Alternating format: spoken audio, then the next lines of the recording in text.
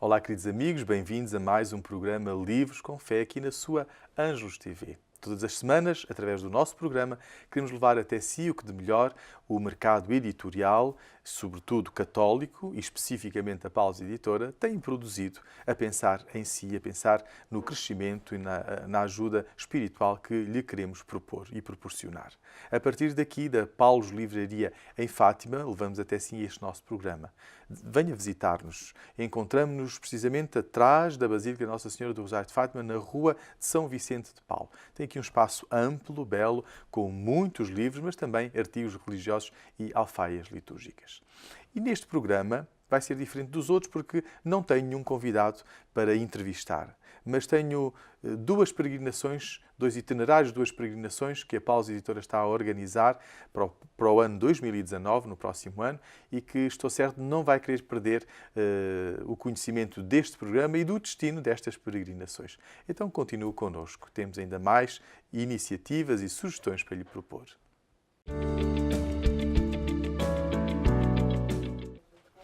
Não sei se sabe, mas se é assinante da revista Família Cristã há muitos anos que conhece e se calhar até já participou nas peregrinações que a revista Família Cristã tem promocionado. Estas são organizadas pela Paulus Editora. E por isso todos os anos temos sempre um ou dois itinerários de peregrinação que procuramos propor aos nossos leitores e também aos nossos clientes. E para o ano 2019 não é diferente. E por isso desejo apresentar-lhe o programa de duas peregrinações. São mesmo peregrinações em que sentido?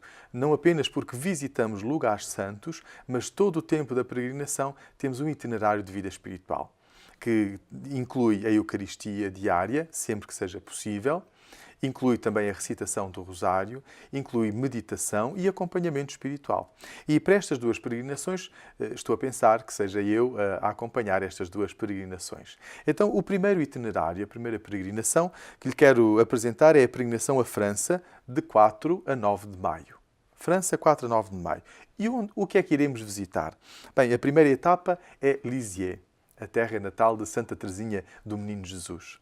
E ali em Lisieux podemos visitar, e está isso no programa, iremos celebrar a Eucaristia lá, na Basílica que foi construída em honra de Santa Teresinha do Menino Jesus. Esta Basílica muito bela, em estilo românico-bizantino, recente, do século XX, pois iniciou a sua construção ali nos anos 20, 1924, mas só terminou depois da Segunda Guerra Mundial, porque houve, entretanto, alguns percalços e houve, inclusive, bombardeamentos ali à volta e tiveram que ser interrompidas as obras da sua construção.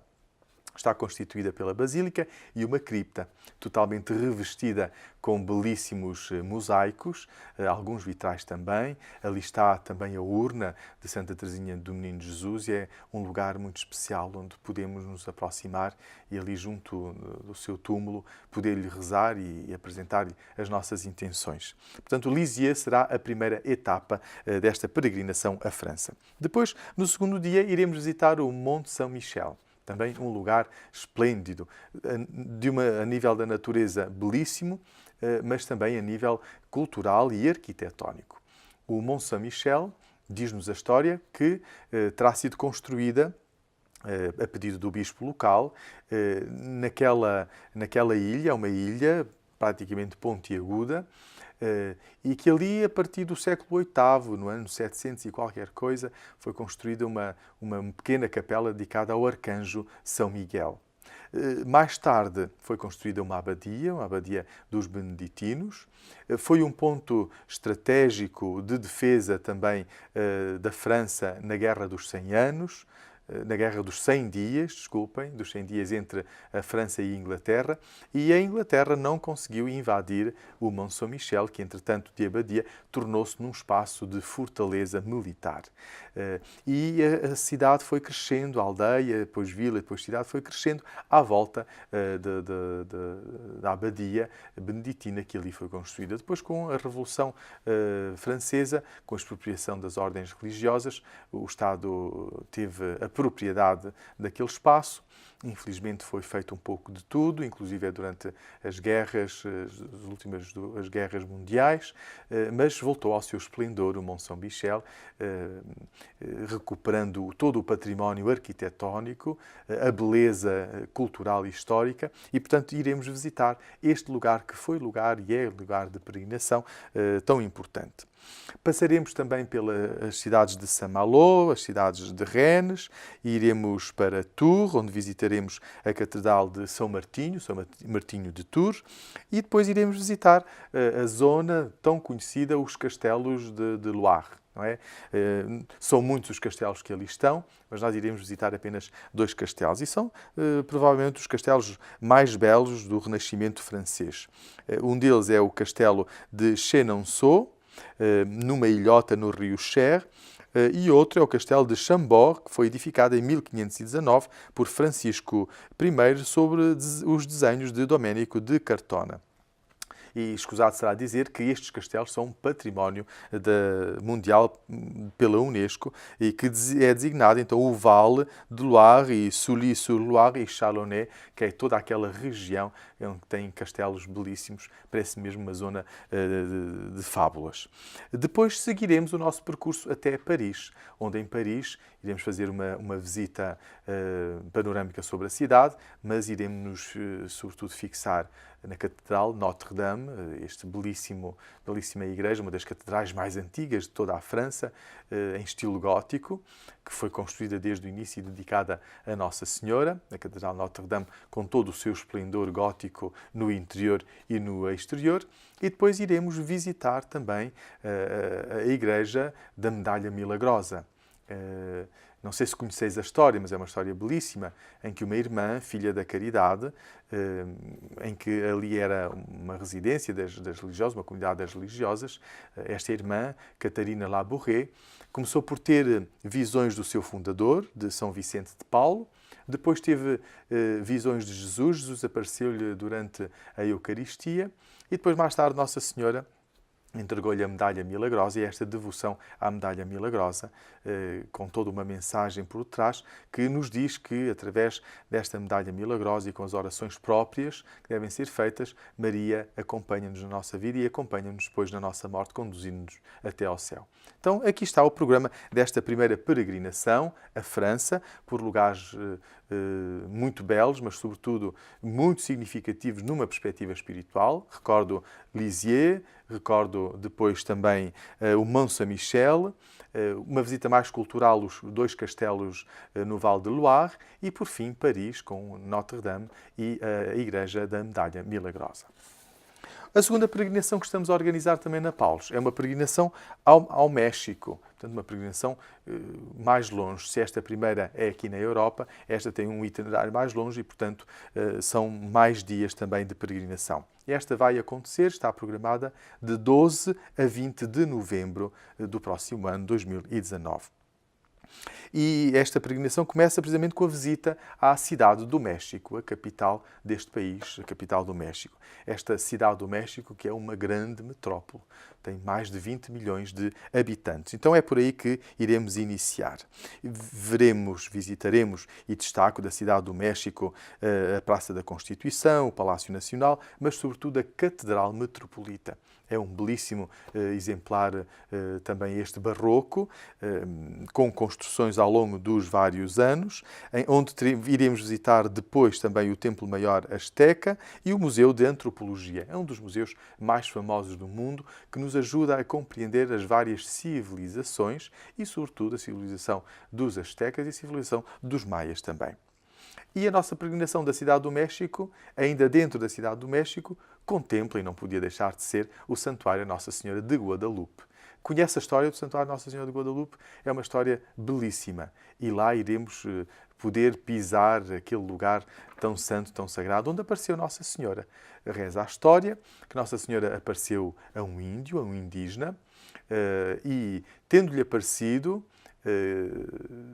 quis que ele fosse contar daquela aparição ao bispo, mas para que o bispo acreditasse, Nossa Senhora ofereceu-lhe um ramo de flores para que ele pudesse levar essas flores ao bispo. Flores em tempo em que, em pleno deserto, não poderia haver flores tão belas quanto aquelas. Mas, para além disso, a imagem de Nossa Senhora ficou estampada no vestuário deste índio. E por isso a imagem que se conserva hoje ainda, passado 5 séculos, 4 séculos mais exatamente, da aparição, aquela veste daquele índio ainda hoje se conserva quando dizem estudos científicos que uma veste daquele tipo não dura mais do que 20 ou 30 anos. Passados 400 anos ainda lá está aquela veste onde Nossa Senhora imprimiu a sua imagem, a imagem da aparição. E um pormenor interessantíssimo é que também outros estudos científicos foram feitos, é que nos olhos da Virgem Maria, na menina dos olhos da Virgem Maria, está retratado aquilo que ela viu. Portanto, quem é que estava presente na sua aparição? Portanto, está nos olhos da Virgem Maria está a figura do índio que presenciou a aparição de Nossa Senhora. É, de facto, um lugar belíssimo e, aliás, o santuário de Nossa Senhora de Guadalupe, no México, é dos santuários mais visitados em todo o mundo. Dizem as estatísticas que é visitado por 20 milhões de peregrinos todos os anos. É o segundo maior santuário com mais visitas, depois da Basílica de São Pedro. Bom, da cidade do México e do Guadalupe, Nossa Senhora de Guadalupe, seguimos depois para a zona arqueológica de São João de Teotihuacan, para visitar a misteriosa cidade dos deuses, conhecer a Pirâmide do Sol, construída no século I, e a Pirâmide da Lua, construída no século II. Dali seguiremos para Puebla, uma outra zona arquitetónica de Cholula, onde visitaremos também ali uma das pirâmides mais importantes e as maiores do continente americano da época cholulteca. E no final do dia seguiremos depois para Mérida, uma outra belíssima cidade com zonas arqueológicas para visitar.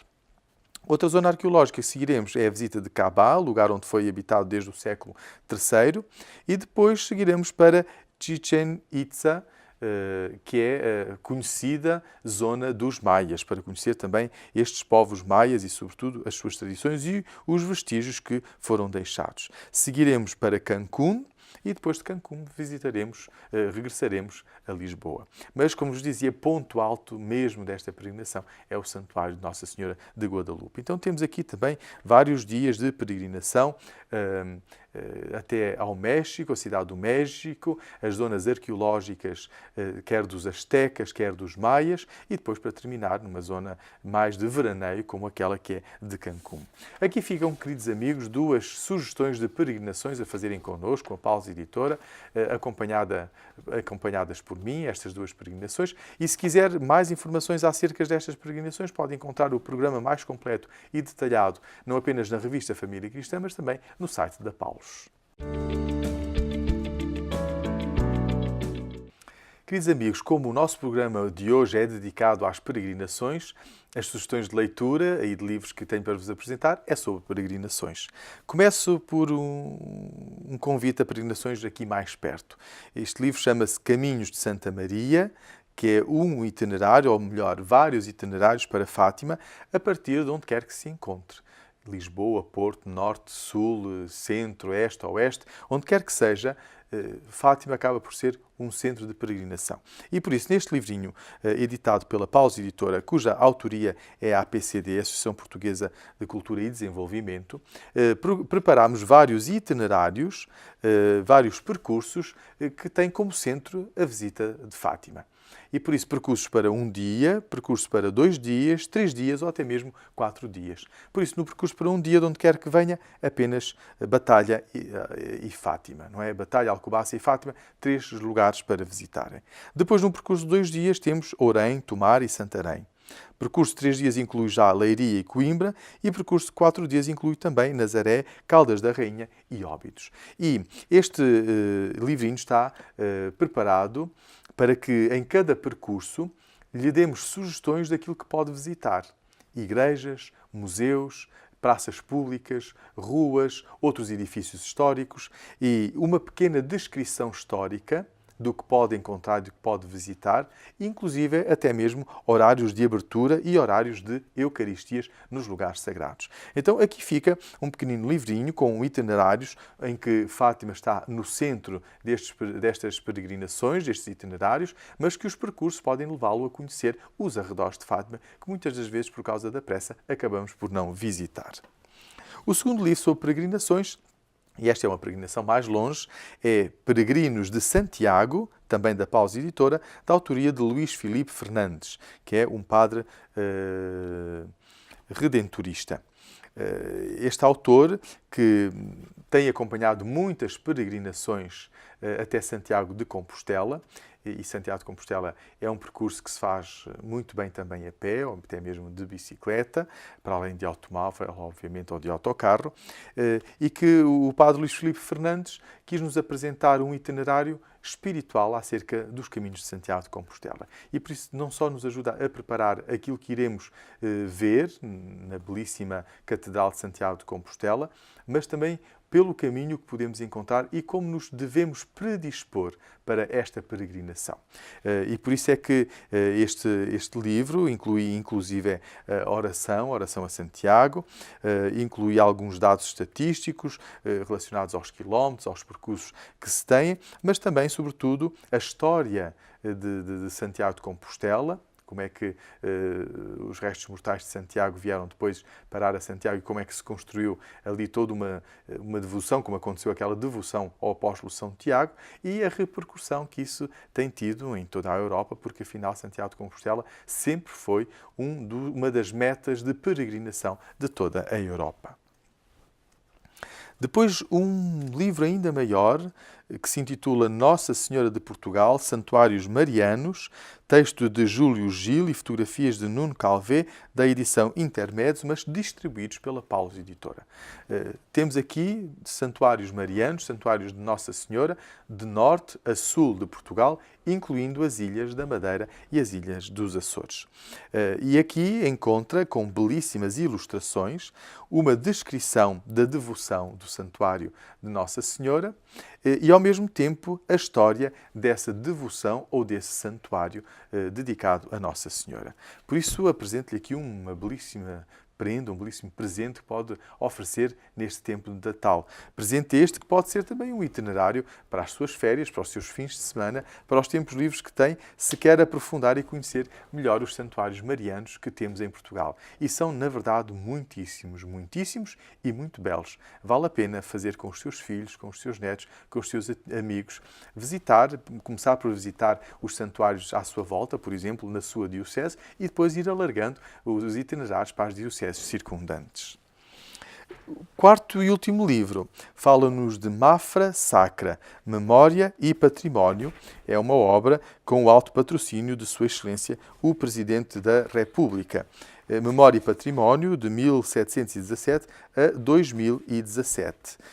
E aqui temos, todos conhecemos certamente, o belíssimo Palácio e Convento de Mafra, uma obra majestosa, com riquíssimas e valiosíssimas obras de arte, não só na Basílica de Mafra, mas também em todo o Palácio e no Convento de Mafra, e que aqui neste livro, Mafra Sacra, ajuda-o a conhecer não apenas a história da construção deste convento e depois posteriormente palácio, mas também a reconhecer as preciosidades que vão desde pintura, escultura, tapeçaria, utensílios de arte sacra, utensílios da vida cotidiana dos frades, mas também dos reis que habitaram naquele palácio do Convento de Mafra. Então, também esta é uma belíssima obra de arte, não só o livro, mas também as obras de arte que o livro acaba por apresentar. Bom, queridos amigos, aqui ficaram várias sugestões sobre peregrinações, sobre património, sobre arte. Espero que algum deles vos possa interessar e dizer-vos desde já que os pudeis encontrar nas nossas livrarias Paulos, aquela que está mais perto de si. Queridos amigos, o nosso programa chegou ao fim, mas prometemos voltar na próxima semana com mais um programa, com mais novidades, com mais eventos e com mais sugestões de leitura. Na próxima semana iremos levar até si outras novidades e desejo-lhe continuação de um bom tempo de Natal e uma boa passagem de ano, um bom início de um novo ano e que seja um ano muito abençoado. E boas leituras, porque um bom livro é sempre uma boa companhia.